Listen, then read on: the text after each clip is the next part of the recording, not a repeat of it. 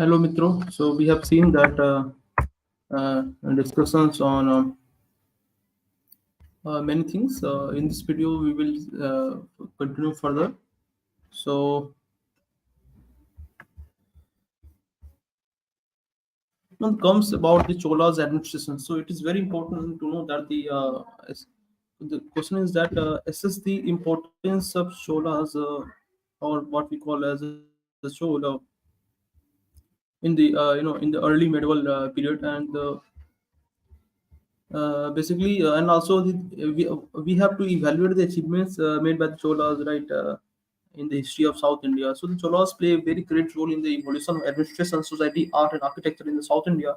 This period witnessed the rise as a maritime power and architecture reached its zenith.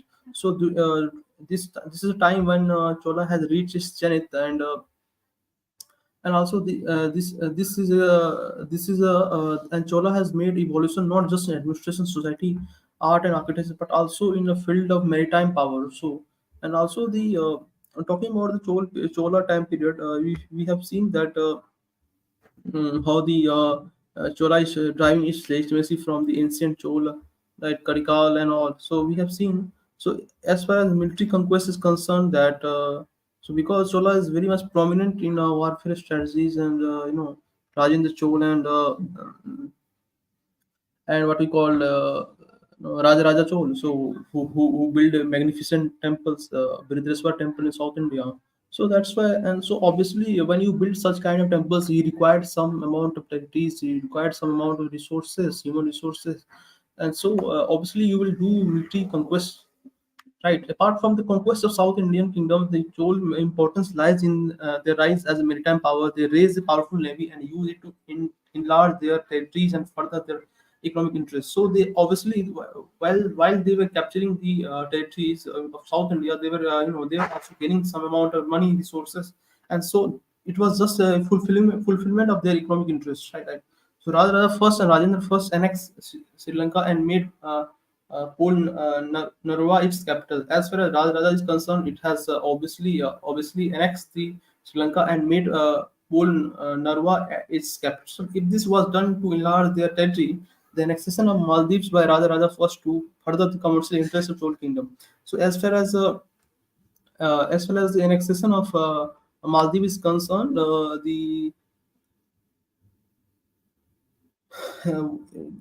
interest lies behind was commercial interest, right? So when about conquering the Maldives is concerned, it is totally a purely economic commercial interest. While annexing the Sri Lanka and made its capital as a Polnarwa, so it was the main for the enlarging their territories. So because South India and so further I will want to enlarge my territory. So capturing Sri Lanka was basis for it was purpose was for annexing the territories and also enlarging our own territories.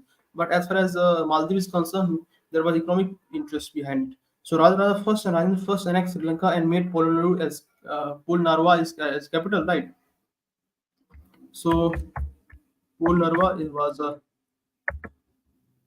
capital, right, of Rajara first as well during the time of uh, during the time of Rajendra first.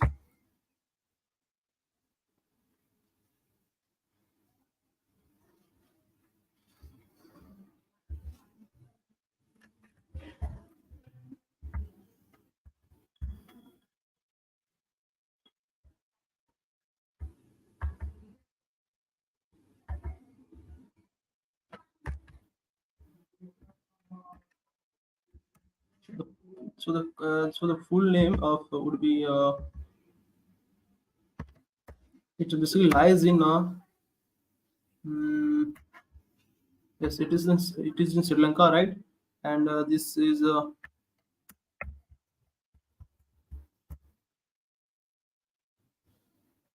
Polanruva is nothing but the it is very ancient capital, and it and this is a planned archaeological relic site. Also, you will find that there is a what is called the stoop, right? So So it was just like a capital made by the Chola Rajaraja first and Rajendra first in Sri Lanka. So this was the one thing. So conquest of so Rajaraja first and Rajendra Chola annexed Sri Lanka and made this capital. It was just one large territory, okay, and annexation was purely. Also, if you talk about the Rajendra first ventured further and conquered Malay Peninsula. The reason was to safeguard the trade routes to China. So Malay, I want captures the Malay Peninsula, then it might be because it might be captured by Sri Lanka. It might be captured by China. So at that time there was also some sort of the international relations. There was some sort of the international relations. There was some apprehensions that this trade would be very strategic. If I would not control, if I would not annex, then this might be captured by our enemy country. Right, so that was something. So the capturing or annexing anything where the Chol is concerned, that it was so much more strategic, much more planned. It has some. It is imbued in the economic interest. It is imbued in the commercial interest, as well as it is imbued in the security purpose. So this is one thing. Conquest of South Asia led to the expansion of Indian culture, like language, sculptures, temple architectures. So this is also what is important is that there is impact of this conquest, that there is enlargement in the or advancement in the sculptures, making temple architecture, etc. in Southeast Asia. So the achievement of Chola in the maritime conquest is unique. That the Cholas were the first to realize the importance of naval power as they use it to effectively pursue territorial and economic interests. They, in fact, the Bay of Bengal became Chola Lake. So Chola Lake. So it becomes the, you can say the magnanimity of this statement, that Bay of Bengal becomes just like a lake to today's sea. So it was like something giving importance to the naval powers in just few words. So So this is something about the military conquest, and now comes administration. During Chola period, a strong and well-organized administrative system evolved. So the central administration concerns that the extent and resources of Chola Empire increased the further power and prestige of monarchy. So it finally increased the resources of Chola Empire, increased the power and prestige of monarchy. So via big capital cities like Tanjore and Gangaikondan Cholpuram, the large royal courts and extensive grants to the temples revealed the authority of the kings. They undertook royal tours and to increase the efficiency of administration. So as far as the administration is concerned, they have undertook extensive grants. There was big capital called Tanjore and Gangaikon Cholapuram, so right, and the large royal court. So you will find that apart from that, you will find that it was just not a extension. It was not just purpose for power and prestige of monarchy, but it was. You will also find that it also reveals that the there was some donation, right? Donation of large exclusive grants to the temples, and it shows that I am the emperor who having the some sort of religious affiliation, right? And as a king, I'm superior. So obviously, any ruler will try to project himself, right, as a representative of God. That's what like. So there was two main important capital cities, Tanjore and Gangaikondan, and the large. These were the large royal courts. Extensive grants to temples were given, and this revealed the authority of king. They undertook a royal tours to increase the efficiency of administration. Obviously, like during the time of Ashok, you will find that there was a concept of dham yatras. Similarly, during the time of Chola, you will find that the king used to undertake the royal tours, and so that it will motivate the persons to work for our our department. So obviously, it will increase the efficiency of administration. So there are concept of royal tour was there, and there was elaborate administrative machinery comprising various officials called Perundanam. So in this also in this topic we will also see that there are a lot of the Telugu word, there are a lot of the South Indian word which might be difficult for the North Indian people. So that's we ultimately we have to learn, we have to memorize that. So the word is that the various officials were called the Perundanam and Sirudanam, right? There was elaborate administrative machinery and comprising various officials called Perundanam and Sirudanam. And as far as the this was two pieces was concerned, it was like something elaborate today's bureaucracy, right? So these officials ultimately these all officials were called Perundaram and Sirundaram, right? Sirundaram and Perundaram. As far as revenue administration is concerned, that The land revenue department was well organized, right? It was very much well organized. All lands were carefully surveyed and classified for assessment of revenue. So if any revenue, if king wants to collect the revenue from any territories, obviously they will do survey, right? So obviously the land revenue department was well organized, and it was all lands were carefully surveyed and classified for assessment of the revenue. Besides the land revenue, there were tolls and customs and goods taken from one place to another.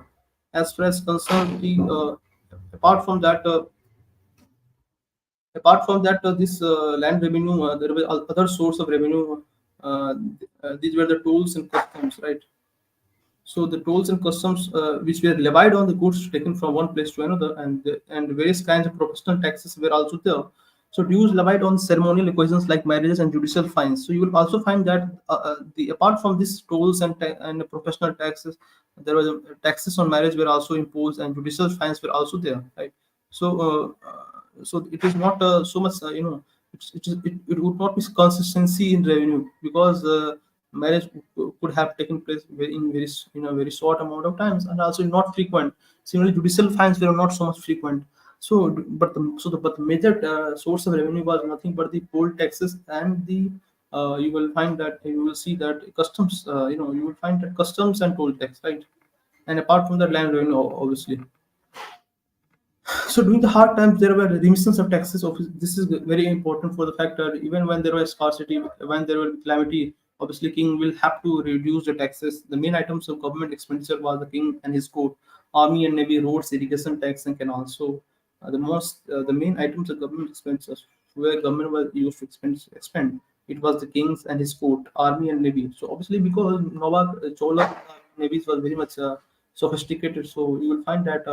There was expenditure much more on navy, right, as well as on army and port, obviously Sano Sokat and roads, irrigation tech, because unless and until you won't have road, you won't have canals, so by how you will be increase your resources, because it was much more primarily agrarian economy. So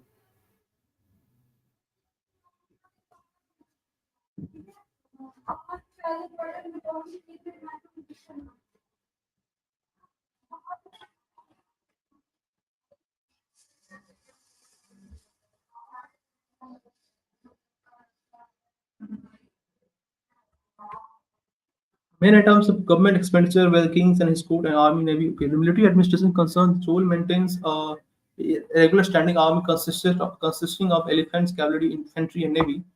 So, as far as military administration concerned, they have maintained regular standing army, which is consisting of elephant. Elephant were very prominent there at the time. Cavalry was the infantry and navy was the royal troops were called the Karikola Perum Padai. Padai is like Padai feet, right? Karikola Peru Padai. Karikola Peru Padai. So simple, it is very simple. Karikola Perumal Perum Padai. Right. Within this, there was a personal troops to defend the king known as Velaikar. Velakkar, kind of, it was like personal bodyguard, right? Velakkar attention was given to the training of the army and military cantonment called Kadgams existed. So you'll find that there was a one sort of the bodyguard was there. There was a standing army, right? Infantry, cavalry, infantry were obviously there. Navy was there, and royal troops were there. There was royal troops as well, because until unless you won't have royal troops, then how the security of king would be maintained. So it was very important that for it must there should be definite numbers consistency of contingency of troops for the purpose of royal safeguard. So this was no. It's very important that the Kai Kola Perumal Padai Perum Padai is there, and apart from that, you will also find personal troops were also there to defend kings. That was called Velekarat. Attentions were given to training of the army, because until unless the army would not be trained, then there would not be efficiency in navy and army is concerned. So military cantonment called was Kadgams existed. So there were also military cantonment were also laid down so that the efficient training of the officers could have taken place. So naval achievement of the Tamils reached the climax under Chol. So this is the time period when you will find that navy was Navy Navy warfare strategy was reached, right? So this is military administration concerns, and we have seen how this was revenue administration's concern, right? And apart from that, you will find that there is also the local government, and there is also provincial administration. Provincial administration concerns the Chola Empire was divided into Mandalam and East Mandalam into Valnadus and Nadu. So one was provinces. Provinces further empire further divided into Mandalam, which was like nothing but provinces, and each Mandalam is divided into Valnadu and Nadu. So Nadu was very such lowest number. Now in each Nadu there were number of autonomous villages. So this is very important that lowest to lowest local self-government concept will be find in the Chola Empire. So even the Nadus were further divided, and it was consisting of the number of autonomous villages. So there was concept of autonomous of villages. So villages were autonomous at the time. The royal princes or officers were in charge of Mandalam. So the royal princes and officers were in charge of Mandalam. Basically you will find that like in ancient time there was concept of Kumar, right? Kumar who was leading in the provinces area, right? Similarly in the Mandalam area, the royal princes, you can say Kumar officers were in charge of Mandalam. As far as local government is concerned, Chola greatest achievement was lies in development of institution of local self-government. Local government in the Chola period was in the hands of corporate assemblies at various levels. So there was concept of corporate assemblies. Corporate in the sense that, I mean, you can say there might be some, it might be some sort of the proficiency, or prosperous villages, prosperous assemblies, but it is also to do with the, it is a like word, and which shows that there was some sort of the capitalist, not I could say capitalist, but it was some sort of the, it was not so much agrarian economy, because of non-agrarian aspects. So corporate assemblies were there who were leading the local government, and the working of the assemblies has been described as democratic in nature. So Sabha ur Nagaram were the three major local assemblies which had several elements of local self-government. Sabha ur Nagaram. Sabha tha, एक बार उर था, Nagaram था. These were local assemblies, and they had several elements of self-governance. Nagaram was the local bodies comprised of the traders of Nadus. You will find that was the local bodies, and that was comprised of the traders of there were provinces were further divided into Valnadus and Nadu, and within Nadu you will find that there were a lot of the traders. So the community of traders, they were comprising of the Nadus, or they were comprising of Nagaram, right? So Nagarams was local bodies comprises of the traders of the Nadu, right? So it was like corporate aspect. I told, because corporate assembly also means there is something sort of the role of the trading community, the role of the trading institutions. So Nagara was nothing but trading institution, and which was like concerned as a nodal local bodies, and it was comprised of traders of the Nadu. So you'll find that from the villages, and just from the villages area, you will find that every traders were there. So much it means that during this time you will find that there was a growth of the trade, efficient growth of the trade. So they control market centers with their own facilities, levied cesses on shops, organized commerce within the market. So what was the function of the Nagaram? Nagaram used to control market centers, because since I am comprising of all the traders of this area, so I will have my authority over this, all market centers with own functionaries. There will be some officials who will control this market, and they will also levied cesses on shops, because this shops is working in my area. Obviously, I have my duty to levy cess on the shops, and organize commerce within the market center. They also used to organize commerce within market centers, right? So this is concern on Nagaram. So Nagaram has very at the lower rung, and working as a very efficient way, right? Because it was complete like local self government, where there's absolute assemblies has complete authority over all marketplaces, all market centers, levying cess and all this, right? Also doing trade with the foreign nations. So this is Nagaram strategy. So that's why this author is saying that there is nothing but corporate assemblies, and who were working as a local self government, right? Now comes Sabha. Sabha was assembly of Brahmins, because the word Sabha is like Vedic origin. Like in Vedas, in early Vedic time, the Sabha is already there, right? Who used to control the Rajun. So in Chol period, you will find that Sabha was nothing but assembly of Brahmins who governed the their place. Let's say government, or let's say any central government have given me the, or even granted the villages to certain villages to the Brahmins, and that within the Brahmdev, that and that village is called Brahmdev village, and because the grants was something was like, it was for the purpose of the Brahmins. So Brahmdev villages, and within the Brahmdev village there was the Sabha. Sabha was assembly of these Brahmins mans, and they were walking. So Uttar Meru inscriptions gives an idea of how Sabha of Uttar Meru village. Uttar Meru inscription, why? Because Uttar Meru was village, and it gives information that it consists of elected members. So obviously it was not just appointed something; it was something election purpose. Several works like maintenance of temples, agricultures. So you will find that maintenance of agriculture is religious aspects. Then, so they were also governing the religion, society, economy of the people, right? Because they were working as a maintenance of temples, agriculture, irrigation, collection of taxes, road constructions, etc. And was looked after by the local assembly through the several committees called Badiyan. And these sabhas were looked after by the local assemblies, right?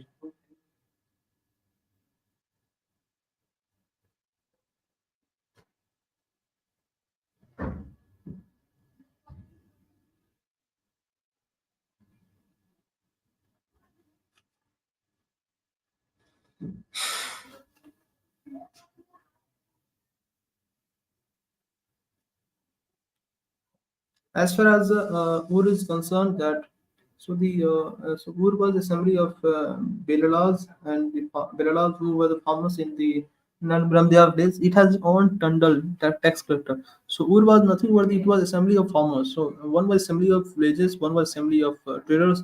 Now Ur is assembly of farmers in Nan Brahmdev village, because I told you. It was not like that all the villages were Brahmdev villages. There were certain villages which were given the status of the Brahmdev village, and what about the non-Brahmdev village? And Ur was that component or that assembly uh, who where fathers where farmers were comprising and constituting a assembly. So Ur was assembly of Belalas, that is farmer in non-Brahmdev village. It had its own Tundal or tax collectors, because it has separate own Tundal tax collector Nyatar, that is armed groups of protectors. So I am the assembly, and I am constituting of these farmers all. But I should have some governance strategy. I should have governance functionality so that I could work properly. No, I could have my our tax collectors who will call its Tundal, and I will have my armed group of protectors who will protecting the people, that is called Niyamtar, and I will have my area police, that is called Padikapar. So these were the functionalities which is assisting the wood. Similarly, in Sabha, you will find Variam is assisting the Sabha, and Variam were also the committee. Variam were nothing but committee, right? And this committee is assisting the Sabha.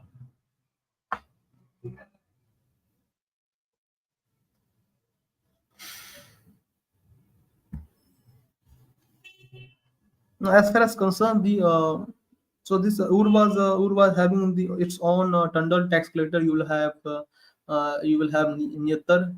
Tundal is like tax collector. Nyatar is like armed groups of protector, and Padi Kapar area police. Padi Kapar area police. So each assembly functioned autonomously in accordance with its own constitution. As far as there was no any single constitution which is for all people, all this is for all assembly. No, it was there was some sort. There will be different constitution for the assemblies of Brahmins, that is called Sabha. There might be different constitution for the Ur. There might be different constitution for the Nagaram. So each assembly functions autonomously in accordance with its own constitution, based on customs and usages, and took care of the problems of its members at local level. So in matter affecting people of more than one assembly, decisions were taken by mutual deliberations. The local government was given a chance to publish and to air its grievances and to solve the problems. Right. But Chol village assemblies had only one sub-political practice as democracy. Chol polity was absolutely monarchy, and the central government, through its officers, exercised general supervision and had right. It is not like that local assembly were completely free. Mind you, that but local village assembly had only one same political practices as democratic. The Chola polity was absolutely monarchy, and the central government, through its officers, exercised general supervision and had right to intervene in the matters of villages under the emergency situation. So the central government had some. they used to, central government used to exercise powers. They used to exercise general supervision and had right to intervene in matters of emergency situations. The village assemblies had to take into account the policies of central government. Obviously, you have to follow the central government. This is because this is not a democratic country. That was the time you will find there was absolutely monarchy. So obviously, during the emergency situations, Chola governor, central government will intervene through its officers, exercise general supervisions, but right. And also, the village assembly had to take into account the policies of central government, other factors which indicate lack of proper democracy were the candidates were elected through lot system instead of voting system. Right? It's one not completely democratic nature, but the methods were complete. It was methods were certainly democratic, but we can't envisage modern democracy during that time. So obviously, the candidates were elected through the lot systems instead of voting system. It was not a voting system; it was something lot system, right? Right. Because why candidates for what purpose candidate? Because I have told you here, you will find that the the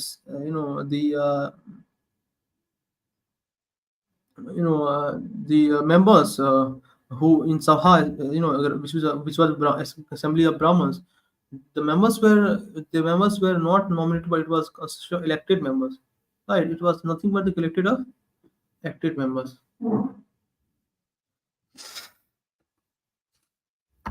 That's why that's candidates were elected through the lot system. Lottery was there instead of voting system. The members of Ur, that is village assembly of non-Brahmins, consisting of the tax paying landowners of the village. It is not like that. See, I am the people. I am the candidates suitable for the Ur village. Why? Because I am paying. I am the landlord. I am the paying. I am the landowners. I am paying some. That's why.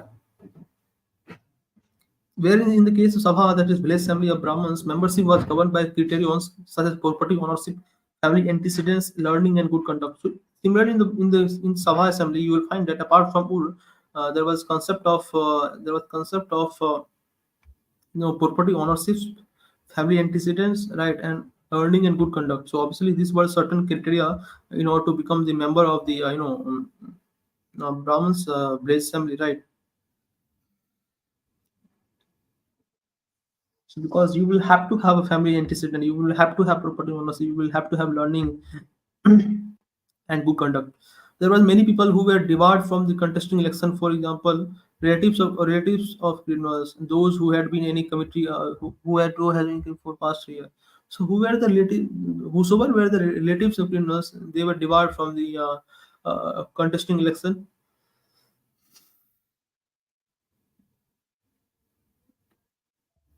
And condition was that relatives of criminals was were remained for the 3 years, right? If they remained for the 3 years, then they were debarred from the elections, right? In actual functioning of the assembly is no references found regarding quorum and decision by voting. So it was not like that a certain amount people will only present in a functioning, right? So it was not something कोई आया नहीं है कोई no issue, but there is no differences which found regarding quorum or decision by voting. So it was not like that. You are not certain that how was the method of decision taking, right? So water supply determined to large extent that which villages would have the assemblies and which would not. So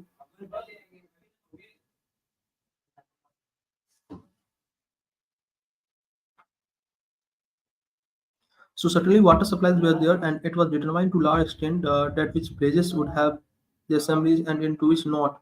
Those villages which were in the central region of Kaveri region basins were direct under royal control. So obviously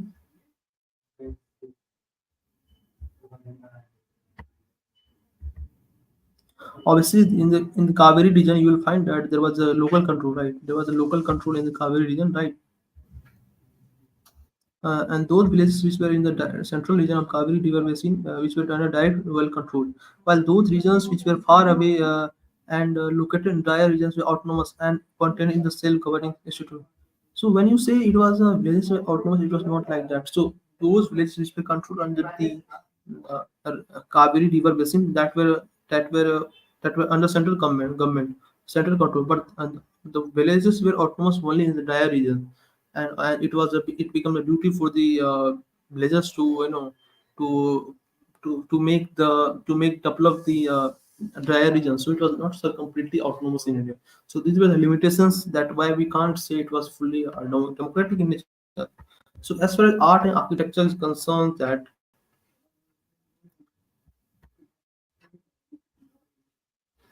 we will see that architecture reached its zenith in the Chola period. They built enormous temples. Obviously, they built enormous temples. The Dravidian style of art and architecture reached its zenith, its perfection under Chola. The pyramidal Biman reached mammoth proportion. Gopurams was the new features added. Nandi pavilion was enlarged. So pyramidal Bimans reach mammoth proportions, right?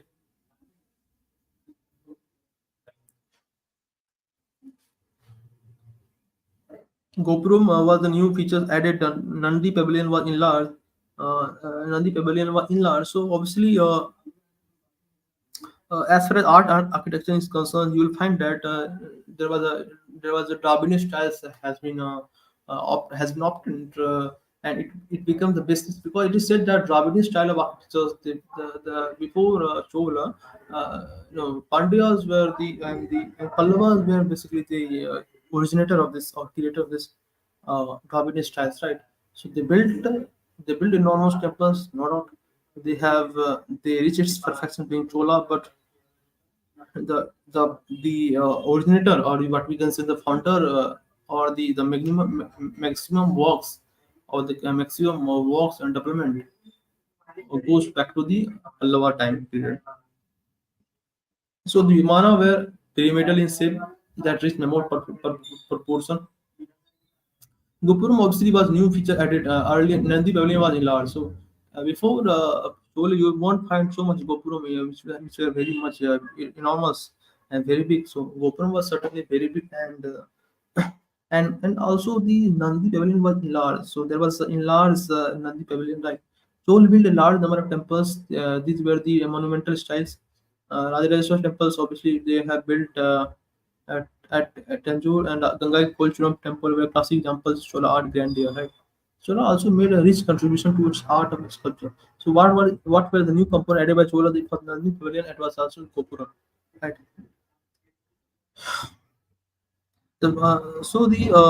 As far as sculpture is concerned, the walls of Chola temples such as Tanjore and Gangai Konchulpuram temples contain numerous icons of large size which is fine execution.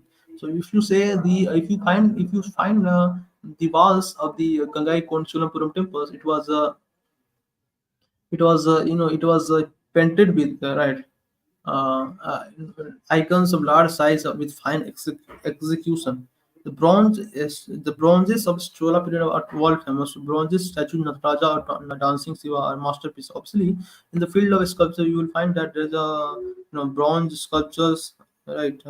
Of Nataraja, you can say bronze Nataraj. So Chola painting were famous found on the walls of Narthamalai and Tanjore temples, and that were called Tanjore paintings, and which was having some specimens of gold color, right? So yeah, obviously, as a Tanjore temple or Narthamalai, you will find that Chol painting on the walls, and obviously, and apart from that, you will find that sculptures on the wall on the Gangai Cholpuram and also as a Tanjore temples. Right? As far as education is concerned and literature is concerned, education was also given importance. Besides the temples and mathas as educational centers, several education institutions were also flourished. So obviously mathas were there at the time, but apart from that, Vedas, epics, and subjects like mathematics and medicine were taught in the institute. Endowments of lands was made to run the institutions. Obviously, at that time, land was not certainly much shortage. Land was not having some shortage, so kings were patronizing this institution by donating lands. Right. The development of Tamil literature reached its peak during 12 period. The writings are Kamban, Ottu Kutas, and Pugal Lendi. Right. Utta Kutas. If I say Utta Kutas, right. Utta Kutas.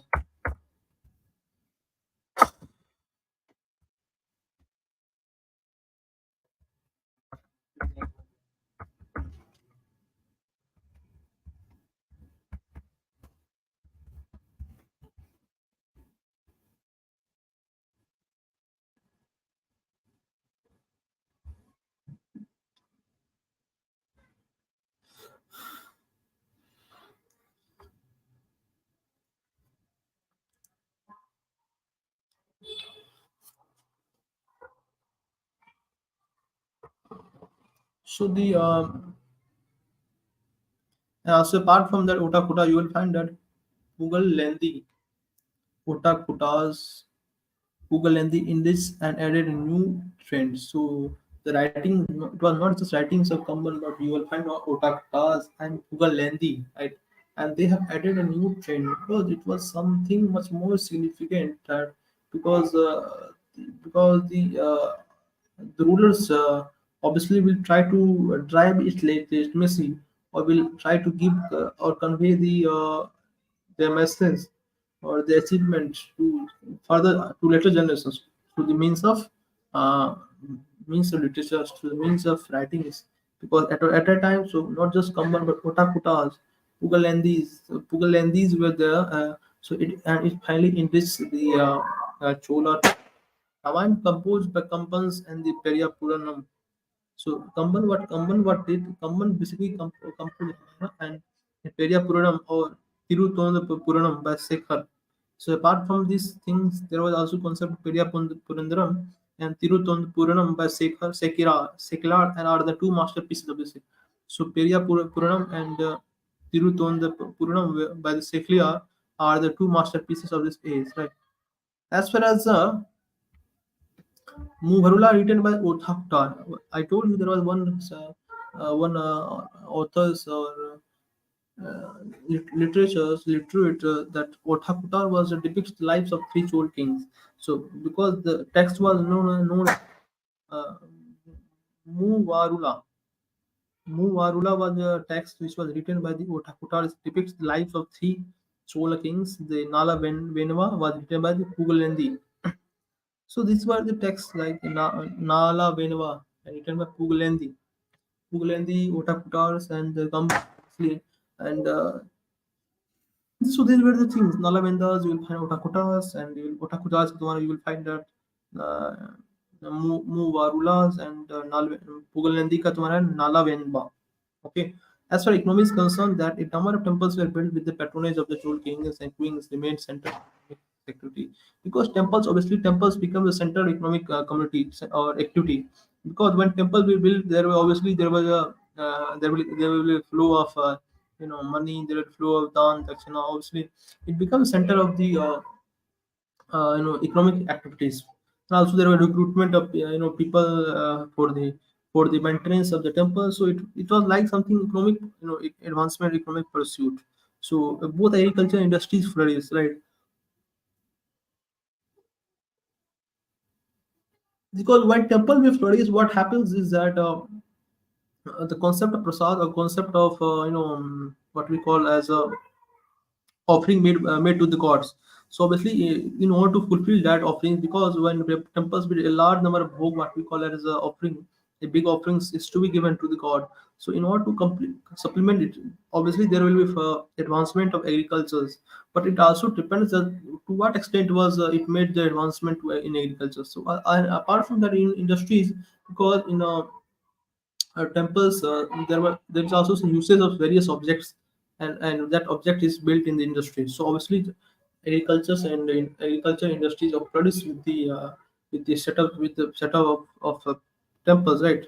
So reclamation of forest land and the construction and maintenance of irrigation tanks led to agriculture prosperity. Why? Because when temples are building by the Chola rulers, obviously they try to reclaim the forest lands and made it to for the advancement of agriculture, and also they will try to maintain the and they will also do carry out the maintenance of irrigation tanks. So because Chola the regions it was very much drier areas, and so it was a drought prone areas, and apart from that there was shortage of water. So obviously whatever the irrigation system or tanks were there at the time, so basically the rulers were overhauling or repairing that irrigation tank. So that's why you will find that there was agriculture prosperity was there, obviously.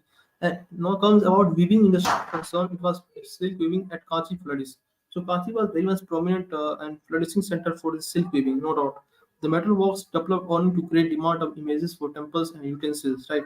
So obviously, because metal works will develop in order to supplement the demands made by the temples, right? That's why, because in God, because you will find that basically the idol. idol which is placed at the temple premises, and that idol required a metal component, right? That's why you'll find the metal works were also doubling, and also for the idol purpose, for the images of God, right? So this is there.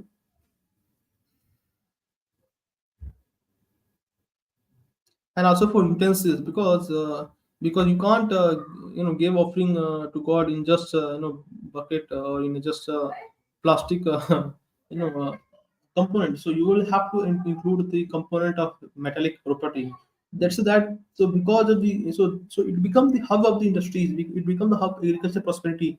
It becomes the metallic industries, right? So temples creations of temple establishment was very much there important at the time. So commerce and trade were bricks which are trunks and roads and with merchant guild. So the concept of guild is very prominent in Chola Empire or Chola period, that it was the guild who play a very important role in the trading activities or trading enterprises. So the commerce were there. It was very busy trade. So gold, silver, and copper coins were issued in a plenty at various destinations. Obviously, you will find that. Gold, silver, and copper coins were issued in plenty in various denominations. The commercial contact between the Chol Empire and China, Sumatra, Java, Arabia were extremely prevalent. So it was not just we have just relation with the South China Sea, you can say, or South Asia like China and Sumatra, Java, but we are also having relations with the Middle East like Arabia. So Arabia was certainly our friendly nation. Yeah, so Arabian horses were imported in the large number to strengthen the cavalry. So because it is not also that the Chola have only focused on the navy aspect, but they also focus on the cavalry import component, and in order to fulfill the in order to meet horses, they used to procure from Arabia. Now comes societies there. Caste system was widely prevalent in the Chol period. Brahmins and Kshatriyas enjoyed a special privilege. No doubt. Caste system, obviously, because we have seen that how there was concept of the concept of sabha, right? Obviously the we can't immune from this caste system. So obviously during Chola period witnessed improvement in economic conditions of certain castes due to general prosperity witnessed, because when agriculture will flourish, obviously there will be growth of some agriculture communities, and finally it will lead to the growth or the growth or development of the caste systems. There will be evolvement of certain castes. So it resulted in the cleavage of the society into the right hand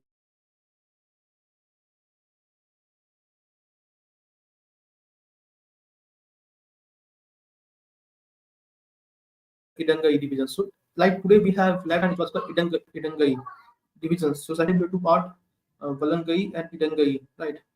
It resulted in conflict. The one in the period of Kurutonga first being severe in nature. So it also it also led to the conflict, right? It also led to the conflict uh, uh, during the time of Kulutonga. First, it was very severe in nature, but the Chol were unable to withstand the explosion of social forces during this period. So there was also some the growth of social forces. What were social forces we have seen? The strategies was to merely quell the conflict and not to improve the social status.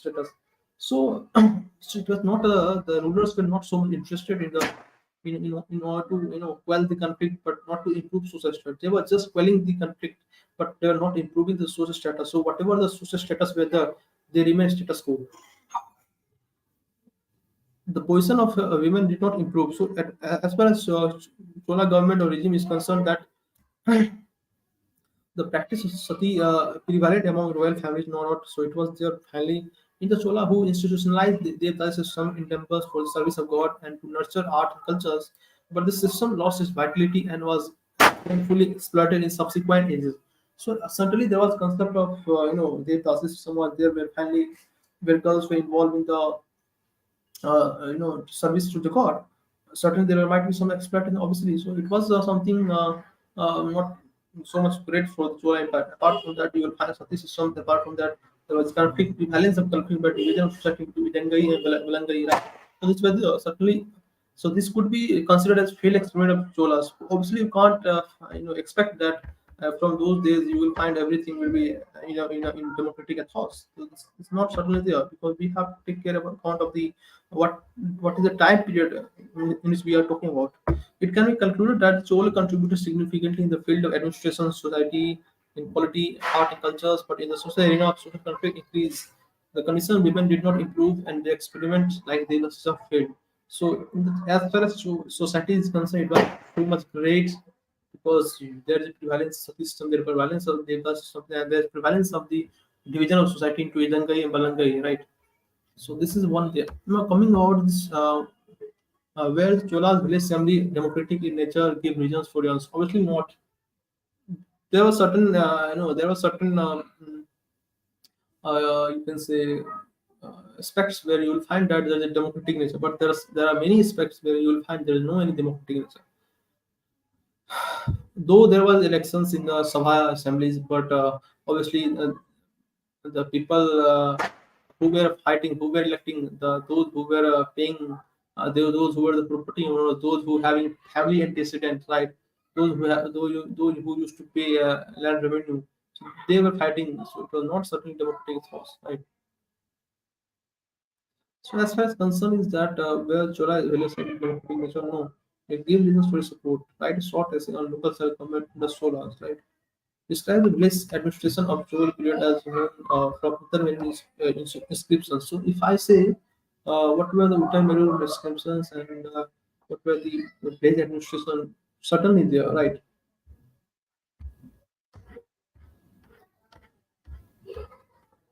As far as the system of village autonomy with assembly, Sabha, and votes and the committee, Varium, obviously developed through the ages and reached its culmination during the Chola rule. The two inscriptions belonging to the period of Karnataka first found at Uttar Veru provide details of the formation of concern of village account also. It is said that so we have inscriptions of Karnataka first and and these inscriptions belongs to the period of Karnataka first and this is found in Uttar Merud village. So obviously it will provide details of the formation of concerned village council. It is said that during the Chola period there was democratic government at the village level. But as the Uttar Meru inscription gives an idea of how a village assembly of Uttar Meru consisted of elected members. The village assembly members were nothing but the elected members. Obviously, several was like maintenance of temples, agriculture, irrigations, collection of taxes, road constructions were looked after by local assembly through their committee. So with the help, so let's say this is a assembly, and with the assembly there are a lot of committees, and from that committee you will find that there is a maintenance of irrigation works, collection of taxes, and you will find maintenance of temples. That was the certainly temples maintenance. सभा के जो सभा जो assembly ही करेंगे, right? Chola Emperor respected the decision of the assemblies. Even Emperor were respecting this decision, but each assembly functioned autonomously in accordance with its own constitution. Obviously, this is very important. For their own constitution, they were it was all having their own constitution. We have seen that, and based on customs and uses. So it means it was certainly autonomous. But we have also seen that there are many places who were drier and they were not autonomous. And kings used to take care of the problems of the members at the local level. It matters affecting people of more than one assembly. Decisions are taken on mutual deliberation. As far as uh, if there are conflict between more than one assembly, you will find that there is a the decision was taken, but nothing but the mutual deliberation. So there was some sort of the mutual deliberation. It is like something you can say joint assembly, right? So it was like a joint assembly where you will find that there was a conflict arising, then the mutual deliberation was confirmed. And so local government gave a chance to population to air its grievances and to solve the problems. Okay, I'm also giving you chance. You can come to me and you can portray the grievances to me. Strengthen the democratic characteristic of village assembly. Obviously, this was something good point, clever point, because you know consequence consensus and also the grievances redressal mechanism is very important for the functioning of any organization, no doubt. But and also discussion deliberation is very good. But as far as but Chola Village Assembly had only some political practices and democratic. So what we said democratic was just political practices. It was not followed in the spirit. The Chola polity was absolutely monarchy, no doubt. The central government through its officers exercised general supervision and had right to intervene as a matter of so wherever emergency concern is there, central government has intervened. Central government has to intervene. And through its officers exercised general supervision and had right to intervene in the matters of village under the emergency system. The village assembly had to take into account the policy of central government. This is one aspect that village assembly had to take care of the central government. There were close links between some of the Brahman Sabhas in Chola court. Uttamerun inscription state that the resolution of the Sabha was made in the presence of an officer specially deputed by king. So, as far as Uttamerun inscription is concerned, that it is saying that it is stating that whatever the resolution of Sabha was made in the presence of officers specially. So whatever the you can say it was not. So it is like something which is challenging the you know you can say the Sabha functions. Why? Because let's let's say let's say this is Sabha and Sabha is going to make a resolution, but they can't make resolution until and unless there would not be officials and deputed by the king. So it means like here king is also indirectly controlling the Sabha. So you can't say it is completely autonomous or democratic nature. So because the Chola assemblies resolution of Sabha had to uh, has to have a mandated by the officials deputed by king. Tanjavur inscriptions indicate that Gajaraja first issued orders to Sabha of Cholamandalam to perform various types of services in Bridgeshwar temple. So obviously, though I can say that it was something, it should not be generalized because since I am the emperor, I am issuing orders to the Sabha of Cholamandalam to perform service in the Bridgeshwar temple. So certainly, it means that one thing is certainly there that this Cholamandalam is not certainly completely. You can say independent. It has to obey my authority. So this is what the other factors which indicate lack of proper democracy is concerned that candidates were elected in vote system instead of voting system. Certainly at the time you won't find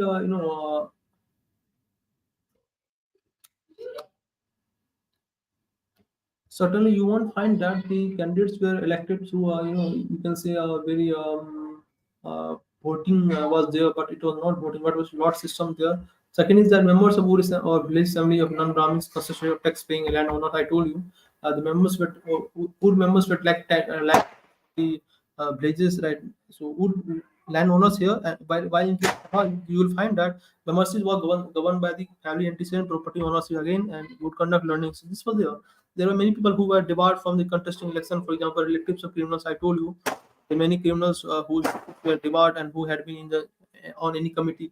Let's say I am the relatives of these criminals. I am the I will be debarred from this any committee for the past 3 years. So from 3 years, I will be debarred from this committee because question it is saying that those who become members of this Sabha assembly where they belong to family antecedent. I am family. I will have my family, and my family will become the because since my family were the members of Sabha assembly, I will also be given my chance. But if I committed any mistakes, right, I will be debarred from the 3 years from that committee. In actual functioning of the assemblies, no reference is found in regarding quorum or dissent. I told you there is nothing but quorum system because without quorum you can't ensure the proper maintenance, proper arrangement, proper functioning of the you can say assembly. So quorum has to have like in Indian Parliament, 10% is there, right? So even in state legislature. So you will find that this is very important because without quorum you can't have functioning even in a very efficient manner. So we don't have references to quorum. Water supply is determined to large extent that each village would have their assemblies. Uh, which, so water supply determines that to large extent that which village would have their assemblies and would not. So even there was some sort of prejudice uh, regarding water supply. Why? Because those villages who were having assemblies, I will have that will have only water supply. Those who were not, those who don't have the assemblies, they don't have water supply. So those villages which were in central region of Kaveri river basins were under direct control. So particular regions which were far away from the entire regions were autonomous in concern. Therefore, the village assembly cannot be called democratic in the modern sense in grassroots democracy. Not absolute. The question is that Cholas are said to have a strong and well organized administrative element of self government at the local level. Do you agree? Same question is there whether there is a local government or not. What was the bureaucratic machinery of Cholas? So there are questions asking that what was silent.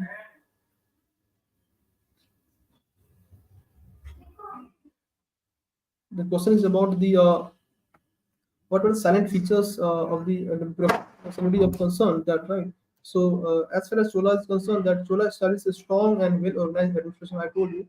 And similarly, same central government is there, revenue government is there, military administration is there, right? So the same question. So the administration system of India reached a very high level during Chola period. This is also the same question. You can say administration was very much there.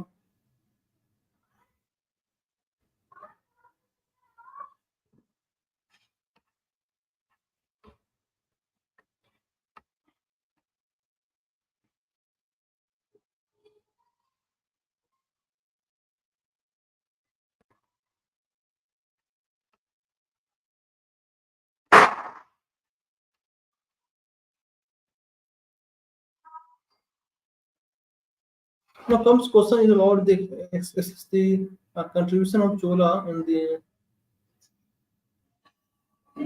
expense of Indian culture outside India. As far as expansion of Indian, as far as uh,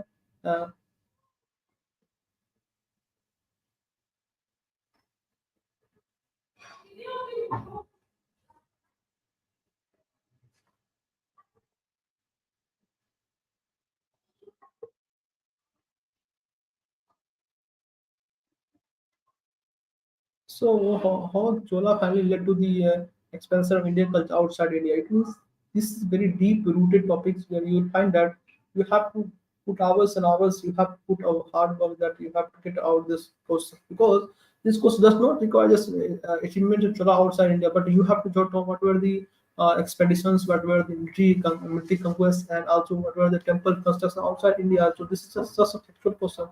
So I would say also this is demanding a trade lessons, right? What about language, temper, architecture? This is the thing. So obviously we will see that assess the contribution of Chola in the expansion of Indian culture outside India. Chola kingdoms of South India was powerful, had a strong navy. Obviously we have seen maritime trade, conquest navies, and maritime trade helped in the expansion of Indian culture outside India, mostly in the Southeast Asian countries. In the contact of Chola with the outside world. As far as contact of Chola with outside world is concerned, that during the days of Raja I, the Bay of Bengal was called the Lakes Chola. So you can see the Bay of Bengal was called Lakes of Chola. Bay of Bengal were treated as the lakes, right? He captured Maldives, yes, I told you, Andaman and Nicobar Island, and many other small islands like Java, Sumatra, Borneo, and many others, right? The trade between India and Southeast Asia helped in the Indianization of Southeast Asia. So, finally, the trade between the India and South East Asia helped in the Indianization of Southeast Asia. So there was certainly trade of trade between India and South Asia, and it led to the Indianization of Southeast Asia and China. So the kings of Kambuj days, Cambodia sent an ornamental chariot to the Chola emperor, probably to appease him, so that his strategic attention does not extend further than Malay Peninsula. So you will find that the kings of Kambuja days or what is called Cambodia. Cambodia's king sent an ornamental chariot to the Chola emperor. So chariot was sent by the Kambuj rulers to Chola emperor probably to appease him so that his strategic attention did not extend further to that man. Because he might be afraid that okay, I have to send this ornamental chariot, otherwise this Chola emperor will engulf me. So Malay Peninsula will uh, have to secure. So this was one thing that a Chinese Song dynasty reports that an embassy from Julian reached the Chinese court in the year 1077, and this possible king was called Tihusuka Lo and Plutonga Chola first. So it means that कहीं न कहीं एक तरह से जो song जो Chinese का song dynasty है, it is saying that this embassy was also received by China from these uh, Chola Chola rulers, right, who was Kulothonga first in 1077, and this embassy was trading venture and was highly profitable into the visitors, and who returned with the 88,800 strings of copper coins in exchange for articles of tributes, including glass articles and spices. So this was a copper coin because what embassies in turn embassies finally took the copper coins in exchange for articles of tribute and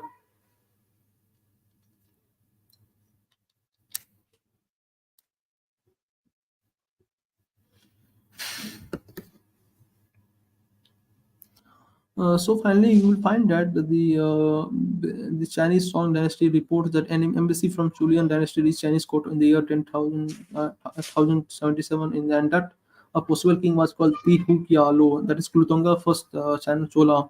So this was there, and this embassy was trading ventures and highly profitable to the ventures, and these who returned with the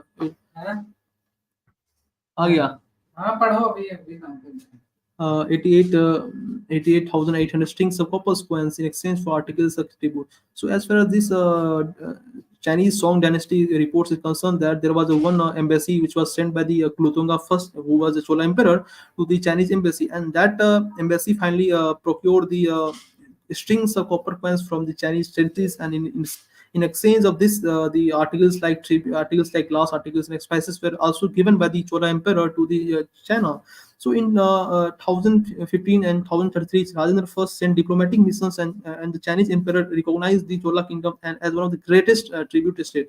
So you can see that the Rajendra first was also like his father Rajara first were also, they're having missions of sending expeditions, not just military conquest but also diplomatic missions to the Chinese emperor, and finally Chinese emperor has to recognize Chola kingdom, and it becomes, you can say some sort of the international relation at that time, because it was having relation with the Maldives, it having relation with the China, it having relation with the Andaman and Nicobar, it having relation with the not just Southeast Asia, but also Arabia. So this is one aspect. So Suryavarman, two builders of Angkor Wat, sent precious jewels to Kulotonga, who had then donated it to temples of Chidambaram in 1114. So Suryavarman II, the builder of Angkor Wat, sent precious jewels to Kulotonga, who had then donated it to temples of Chidambaram in 1114. So Suryavarman were also there, and he was a builder of Angkor Wat, and he has, for this, in order to build the Angkor Wat temple, you will find that he sent a precious jewel to Kultonga, who were the rulers at the time, and then who then donated it to temples of Chidambaram. So you can say there was some exchange of materials in order to build the famous, or famous temples, Hindu temples, Angkor Wat. So this was something very important. The relationship between Suri Varman II, who were the builders of Angkor Wat temples, and he finally sent precious jewels to Kultonga, who then donated it to the temples of Chidambaram in 1114. So it's some sort of the exchange of things, right? So as far as Burmese king Kayanjita wrote a letter on the golden leaves to the Chola ruler. So Burmese kings, the king from Myanmar, that were called as Kayanjitas, wrote a letter on the golden leaves to the Chola ruler. So he finally also wrote letters on the golden leaves and to Chola ruler. So you can say there was some sort of the very efficient relationship between the Burmese kingdoms with the Chola Emperor. So fragmentary Tamil inscription dated 1088 AD found in Sumatra gives the name of famous merchant guild in the Chola kingdom. So this also shows that there was efficient trading cultures, or you can say trading enterprises during Chola time, because a very famous merchant guild in Chola kingdoms was there, and it is known from the fragmentary Tamil inscriptions, which are dated in 1088, and this is found in Sumatra. This is very important. So there was a trading relation between in between Chola kingdoms and also the Sumatra kingdom. So this was like there was like exchange of merchant guilds communities. This indicates there was an active overseas trade. Yes, this is very important, because when inscription is found in Sumatra, and which bears the name of famous merchant guild, it means that there is very much so much respect towards the merchant guild, that the so much so that the even the in Tamil inscription you will find that there is a name of merchant guild, and so that this indicates overseas trade, because unless until there would not have a frequent trading relation between them, then you won't have the writing out the name of this famous merchant guild on the inscriptions. And early silver coins of Uttam Chola found in Sri Lanka also showed tiger emblem of Chola. So you'll find that. So tiger, you'll find that in silver coins of Uttam Chola found in Sri Lanka. So even there was some circulation coinage in between Sri Lanka and in Chola emperor, and it shows the emblem tiger emblem. It shows tiger emblem of the Chola period. So this is like circulation of the money economy, circulation of the training communities, everything, spread of these things, embassies, exchange. So this is like something, right? So expansion of Indian culture is concerned. Sculpture is concerned that at the northern coast of Sumatra, the old port of Delhi had a great Buddha sculptures, evincing a local variation of the Chola style. So it is like on the port of Sumatra, you will find that old port of Delhi had a great Buddha sculpture. This old port of Delhi is like in Sumatra, and it has the great Buddha sculptures evincing a local variation of the Chola style. So it was like something I will have. This is the port where you will find that there is something Buddha sculptures, and this Buddha sculptures is nothing but the manifestation of Chola temple architectures. A magnificent status of the Hindu god Ganesha in the pure Chola styles has been recently found at the same places. So in the same places you will find that there is also god Hindu god Ganesha. So this is not the arrival of the because Chola were the worshippers of Shiva, right? And finally, so Ganesha is idol is there. Basically in Sumatra area. So close to the famous temples of Padang, Lavas, central Sumatra, the small but very impressive Chola style bronze sculptures of four-arm Lokanath and Aptara have been found. So apart from that, you will find that Padang Lavas, close to the famous temples of Padang Lavas, central Sumatra shall have small, very small, impressive Chola style bronze sculptures of four-arm Lokanath Aptara. So the sculptures of Lokanath Aptara is found in the famous temple of Padang Labar in central Sumatra, right? So Tara, because you can say it was like it was the influence of Tantricism, right? These sculptures had brief inscription containing old Malay words in addition to Sanskrit and Tamil words. Words proves that the figures were not imported from India but were produced locally. So you will find that these sculptures have been brief description containing old Malay words. So it's like something exchange of education aspects. Now comes languages that during Chola period, Indian language like Sanskrit, Pali, Tamil had a considerable long-term impact upon linguistic and intellectual cultures of Southeast Asia. So obviously, language was also flourishing at the time. The language like Sanskrit, Tamil, and Pali were epic, which reached its zenith, right? So this was there. Indonesia still had high regard to their connection with the Cholas. The Indonesian museums is housed in the Chola Russians whiskey classes submarines, which was named postcorti, one of the names of Hindu gods. So you will find that even in Indonesia there were a lot of the Indian names like Indian name of goddesses or god is adopted. Like for example, the Indonesian museum, which is housed in this this Samini, and this was named on the Hindu god Shiva. So it still existing fact is that its culture ties are spread by the Chola navies. The motto of the Indonesian Navy, Jal Seva Jayambe, which in Sanskrit on the ship we are glorious. So this is something nothing but the culture ties spread by Chola Navy. The ruins of Ayutthaya in Thailand were named after Ayodhya. So whatever the ruins in Ayutthaya, which is in Thailand, which is named after the Ayodhya. So now comes last, the temple architecture is concerned is that there are many surviving examples of the temples built around Dravidian sculptures in Vietnam, Cambodia, Indonesia, Malaya, Sri Lanka. Hindu temple complex at the Parambaram in Java clearly shows that Dravidian architecture influences were. Angkor Wat in the Cambodia is one of the largest Hindu Buddhist temples we have seen, and this is nothing but the Dravidian style architectures. The great diplomatic relations between the Chol and Southeast Asian nations, which must have enabled the great merchant guilds of South India to conduct their international business undisturbed, is further. So it means that without the support of the trading merchant guilds, you can't have the great diplomatic relations, and you can't have the exchange of material, exchange of you can say the temple architectures. The context established by Cholas with outside world continued in the subsequent times, which led to further expansion of the Indian culture. So finally, we have seen that this is how Cholas have expanded its horizon, it's expanded its overseas trade. It's having great relations with the Southeast Asia, not just Southeast Asia, but also Arabia and all. China is also. So you will find that there was an exchange of ideas, there was exchange of temple architectures, exchange of languages, exchange of exchange of tribute, embassies, all things there. So it was very proficient, you can say very magnificent times when it was not just though it was very great administration in terms of local self government, obviously. uh, Nonetheless, though it had some limitations, but as far as architecture or even culture is concerned, it was a period when you will find that it was a highest, or it reached its zenith, right, in the terms of Indian culture. So this is all about Chola emperors and its regimes and its culture's contribution to India. So and today still these are the things which are bind us with the Southeast Asia international relations. For example, Buddhism is also so much talk in the international relation because this is a ancient legacy, and through this we are trying to trying to create a new India. So that's why this is a very important, because without history it is very difficult to conduct international relation with the countries who have having very who have very precarious relationship due to the coming of or due to the China factor. So it has to have, we have to take account of the history while we dealing with any country. So this is all about. So I'm going to stop here, right? Signing off, Murali.